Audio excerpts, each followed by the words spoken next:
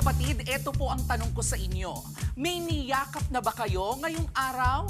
Abay kung hindi pa, ihabol niyo na po ang yakap na yan ngayong National Hugging Day. Ang National Hugging Day, ayon po sa founder at creator nitong si Reverend Kevin Zaborni, ay isang dedicated day para mag-express openly ng emotions at magpakita ng pagmamahal.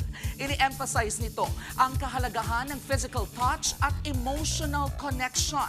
Sinasabi nga na ang hug o yakap ay naghahatid ng mental at physical benefits. Nagre-release kasi ito ng hormone na oxytocin o yung tinatawag ding love hormone.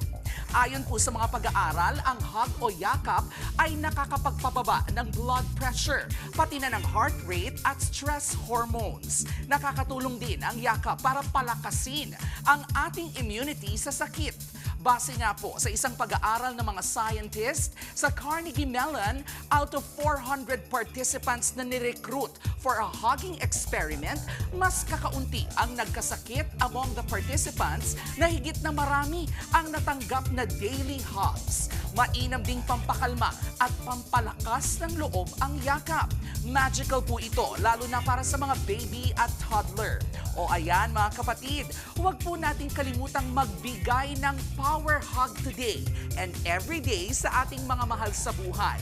Libre po yan, pero maraming balik na sukli. At gaya nga po lagi ng aming sinasabi, ang mga ganitong K-alaman ay maituturing din po K-yamanan. K-okay. Mga kapatid, ito po ang inyong K-alaman Queen, Kalad Karen. Always remember na ang K-alaman ay K-yamanan.